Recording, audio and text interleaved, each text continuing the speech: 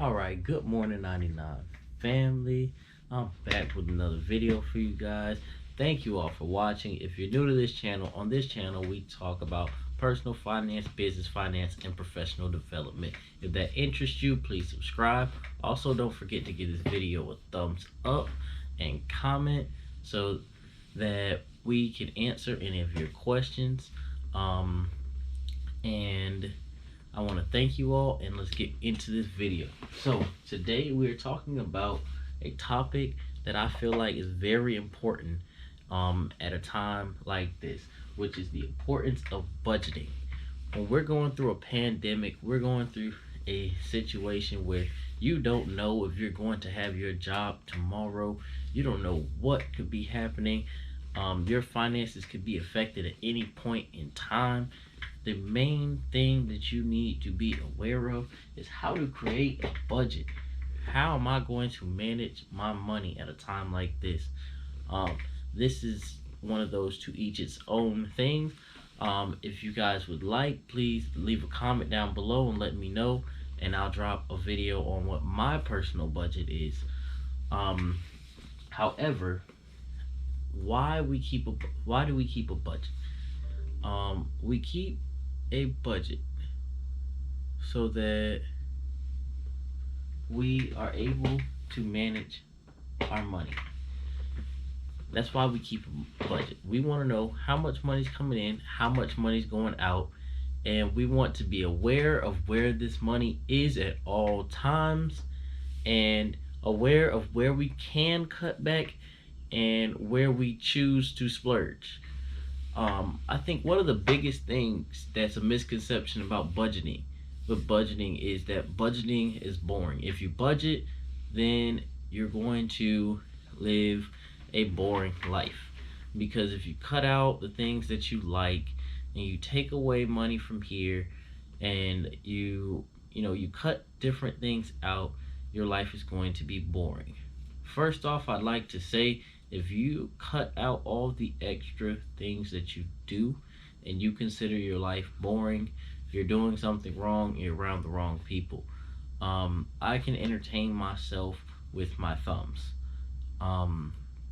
And you should be able to with the things that you have around you, as minimally as do I need Netflix, Hulu, Disney Plus, things like that? Do I need all these subscriptions where they're taking money from me monthly, and this could be 60 to 100, for some people, thousands of dollars a year wasted on programs and such, when I could pick up my phone and go and look up something that I want to watch, and view the same program or the same movie or whatever it is. It's just not quite as convenient to locate as with having them all in one centralized location. But do I want that convenience, or do I want to save that money? And that's something that you have to be aware of and look at. So that leads us into our first major subsection of money management, which is savings. You have to save in order to obtain wealth. You could make $1 million a year. If you don't save anything, you are not rich, because you don't have any money. You don't have a net worth. You're making a lot of money, but you don't have any cash reserve. And so you want to save. You want to save a decent amount. You don't want to save all of your money. You don't want to not have enough money in savings or in a cash reserve. So you want to save. You also want to save for your retirement. When you get older, you're going to want to retire. You're not going to want to continue to work your whole life. So it makes sense to make that small sacrifice now, maybe 10% of your check, whatever it is, so that you can retire healthy and wealthy, rather than paying for that later. I know a multitude of people who have told me that they regret not saving, not investing, not having those IRAs and those 401ks when they were younger, um, and now they're paying for it whether physically or financially in their older life. The next thing is investments. You want to have investments. Investments can be assets. They can be anything that's building you wealth. So that can be stocks, that can be land, that can be a company. Whatever you choose to invest in is your personal choice. I personally am not heavily invested in stocks. I choose to more heavily invest my funds in the real estate realm of land and um things to that nature, as well as investing into myself and building up my companies. That's just my personal way of life. Um, and then that kind of moves on into an emergency fund. Even though you have these investments, in times like this, like we have this pandemic going on, there's people who had millions of dollars invested in the stock market. People who are diversified. People who were prepared for a situation like this. Except for some of them didn't have an emergency fund. And when the market crashes and you don't have any collateral, um, you're either going to have to sit broke until the market decides that it wants to bounce back and revive itself, or you're going to have to cash out and lose a lot of money. Um, I do have some money invested in Bitcoin. Right now it's like $9,000 a share. When the pandemic first occurred, it dropped down to 4,500. Um, and I had no other funds, and I had to pull my money out at that time. That would have been a very horrid situation to be in. So that's just something to think about. Always, always, always have an emergency fund. Always have something set up, and be prepared to take care of yourself. Most financial advisors say 3 to 6 months. I say if you can, 12 months. I want a whole year that I can sit back and literally do nothing, and I could take care of myself. Um, if you don't have that 3 to 6 months comfort, this needs to be part of your budget. You need to budget in saving for an emergency fund.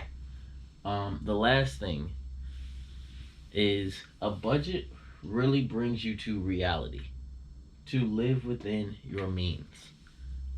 When you're budgeting and you're coming up with your budget, you're going to cut different things out because you realize that they are not essential to you.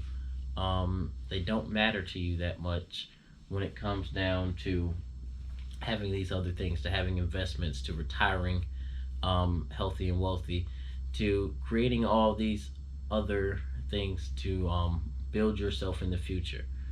You're sacrificing a little now to build a lot in the future. So if you can live within or under your means, within or under your means, you can definitely accomplish any of your life goals and retire healthy and wealthy. And hopefully, um, if you do all these correctly and calculate it, you can retire healthy and wealthy before you're 65 and you're the you've lived most of your life, and now you're buying Corvettes and things like that that you've always wanted and never were able to get because of you being irresponsible at a younger age, or you not budgeting. So again, please look over these things. If you want my personal budget, um, feel free to leave that down in the comments and I'll drop a video on it. However, again, everyone's budget is different. Um, Everyone has a different lifestyle and different level of education and different financial stipulations. I have no children, whereas someone with three children can't budget the same way that I can. Um, so, it's just different things to be aware of and cognizant, and it may take you a little bit longer to get to where you want to be. However, if you're willing to put in the work, it will pay off and just be a lot better for you, make you feel a lot more accomplished. With that being said, the last thing I want to tell you guys is I'm starting a new channel. I'll put the link down in the description. It's called Suave Speaks, and it will be where I'm talking about all different controversial topics. I'm starting off today with this George Floyd case.